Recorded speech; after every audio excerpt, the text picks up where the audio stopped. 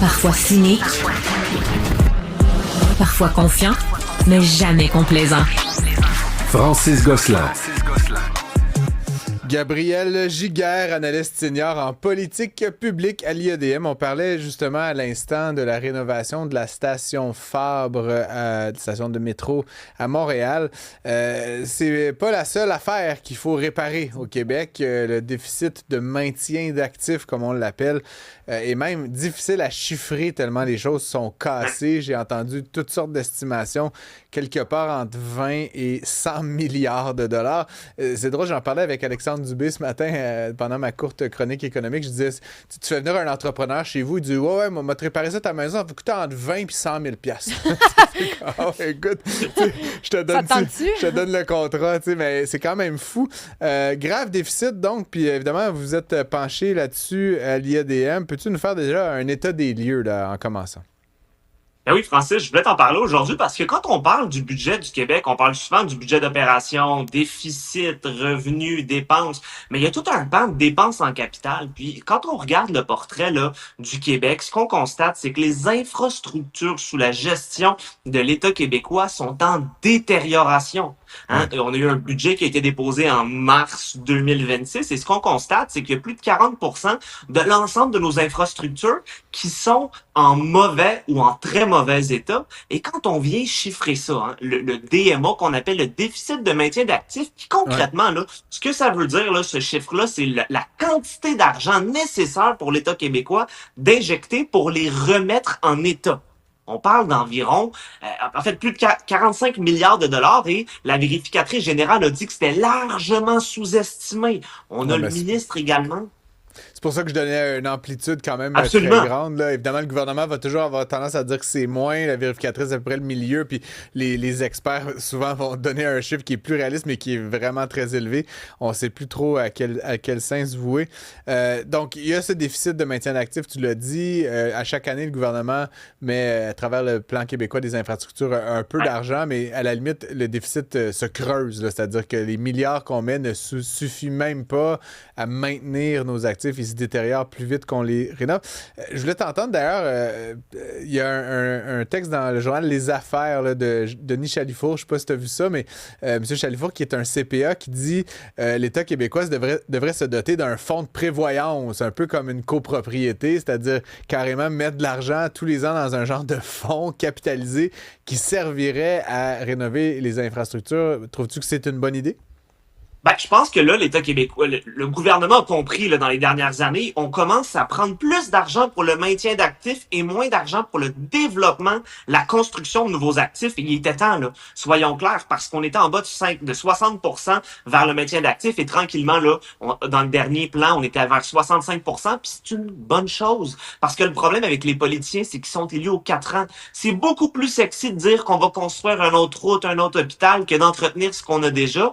Donc, malheureusement, il y a comme une forme d'incitation perverse avec notre cycle électoral où on va arriver avec de la nouvelle infrastructure. Puis ça, c'est vraiment une réalité qui est dure. Puis c'est ce qu'on voit. Puis quand on regarde le portrait Francis aujourd'hui, plus de 50% de ce déficit de maintien d'actifs-là, c'est les routes, c'est les autoroutes, c'est la structure, c'est la chaussée. D'ailleurs, c'est une grosse partie de l'augmentation du déficit de maintien d'actifs en 2025 et 2026. Alors, le gouvernement doit agir parce que ce que tu as dit est vrai.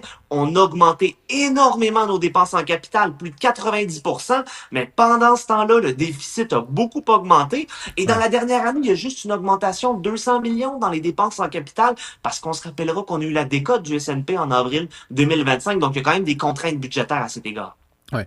Et donc là, qu'est-ce qu'on fait avec ça? Parce qu'il continue à y avoir des promesses qu'on passe au troisième lien, au tramway de Québec. Bon, le TGV, ça dépend du fédéral, mais ça reste une infrastructure additionnelle. Puis tout ça est bien, là. On n'est pas contre la tarte aux pommes, mais évidemment, tu sais, j'ai envie de dire, on devrait même, quand on donne le chiffre, le coût, là, tu sais, le troisième lien, je pense que c'est à 10-12 milliards, on devrait quasiment mettre les coûts des 50 prochaines années pour avoir un vrai portrait du coût total pour l'État québécois. C'est pas des pratiques qu'on fait vraiment là, actuellement. On donne le prix le plus bas qu'on peut s'imaginer, puis ça finit par coûter sur 1, 2, 3 générations, des fois 2, 3, 4 fois le prix initial. C'est quand même un déficit à venir. Là. On grève les futures générations de ces montants-là.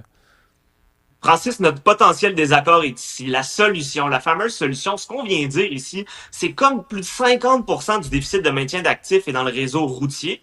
Ce qu'on dit, c'est, mais adoptons une approche de partenariat public-privé. Faisons une concession autoroutière comme on a vu en France, qui rapporte des milliards de dollars à l'État et qui permet essentiellement de réduire la pression du déficit de maintien d'actifs autoroutiers sur les dépenses du gouvernement. Puis ça se fait en France. C'est rentable. On fait ça aussi au Québec, faut le dire, dans le Grand Montréal. La 25, la 30, il y a de l'achalandage, les gens l'utilisent, c'est bien entretenu. Le gouvernement du Québec fait de l'argent avec ça. Et donc, il faudrait regarder avec le secteur privé, est-ce qu'il y a des autoroutes qui seraient intéressantes pour aller sous gestion privée? La 40. La 20, sûr, la 15. C'est ça. Ben, j'allais te demander. Je suis pas certain que les automobilistes, les Québécois seraient particulièrement friands de savoir que maintenant, pour se rendre à Québec sur la 20, il faut payer un péage, il faut s'arrêter. Il y a quand même une opposition naturelle là, à ces évolutions-là. Politiquement, je dirais que c'est même quasiment du suicide, là, Gabriel Giguère, que de proposer une mesure comme celle-là. C'est bien beau en théorie, mais en pratique, politiquement, c'est pas quelque chose qui risque d'aller de l'avant à court terme. Trois éléments. La première des choses, c'est de dire, en fait, que ce péage-là, il faut pas qu'il soit public, là, puis que ça soit mal géré. Ce que je veux, c'est que ça soit privé pour t'assurer de venir chercher l'expertise, comme on voit en France, comme on voit également à Montréal pour certains tronçons autoroutiers, puis pas avoir simplement une taxe supplémentaire. La deuxième chose qu'il faut voir, c'est que si on est capable vraiment de déléguer en concession plusieurs autoroutes et donc baisser la pression sur le gouvernement pour le maintien des actifs, est-ce qu'il est possible de réduire de façon, peut-être pas de l'abolir complètement, mais de la réduire un petit peu, la taxe sur le carburant de 19,2 sous qui sert au maintien routier justement. Donc il y a cette réflexion-là qu'il faut avoir et cette ouverture-là, parce que tu as raison de le dire, c'est dommage que le conducteur paye davantage, mais cette perspective d'utilisateur-payeur me semble être la bonne. Et la troisième des choses, Francis, que je te dis pas mal à chaque fois, mais je suis pas politicien, donc cette dynamique-là me dérange moins, mais ça reste que c'est une dimension qui est importante à intégrer. Puis c'est là qu'elle est importante, la pédagogie, d'expliquer que le problème, c'est que l'argent qui est mis sur les routes ne sera pas mis sur les écoles qui sont en décrépitude aujourd'hui. Je comprends. Ceci dit, tu cites la France en exemple, puis ça s'avère que c'est une place que je connais quand même un tout petit peu. Tu sais, Paris-Strasbourg, qui est une route que plusieurs font, ça coûte comme 50 € de péage, là, 75 $. Je sais pas si les gens qui font Gatineau-Québec ont envie de payer 75 $. Aller simple, là, 150 $ aller-retour. Mais à la différence du Canada, en France, tu as le train, tu sais, que tu peux prendre pour genre 28 €, puis ça prend 2 heures faire 500 km, puis c'est confortable, puis il y a un petit wagon-restaurant, puis il y a le Wi-Fi. Tu sais, entre toi et moi, je veux bien qu'on rajoute des charges, qu'elles soient privées ou publiques, mais il faut aussi fournir des alternatives. Puis actuellement, entre toi et moi, Via Rail, l'autobus, tu sais, c'est pas des alternatives qui rivalisent en confort, puis en fréquence, puis en fiabilité avec l'automobile. Donc là, je veux bien, encore une fois, je trancherai pas sur le privé ou le public, mais rajouter une charge sur la 20 puis la 40, qui s'avère des autoroutes que j'emprunte souvent, sans m'offrir une alternative, moi, je te dirais, c'est un peu un no-go, là.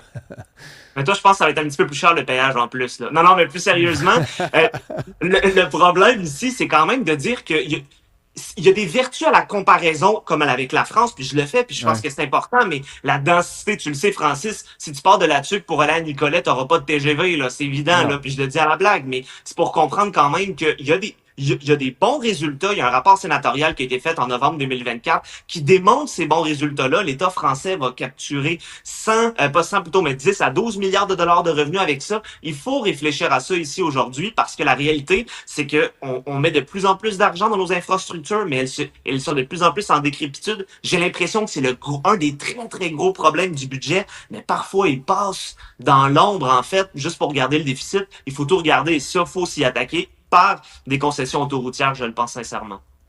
Ben écoute, je vais prendre ça en délibéré. On va demander à notre public de sondage du jour ce qu'ils en pensent, Gabriel Giguère. Mais entre-temps, je te souhaite une bonne fin de journée. On se retrouve demain. À demain. Salut.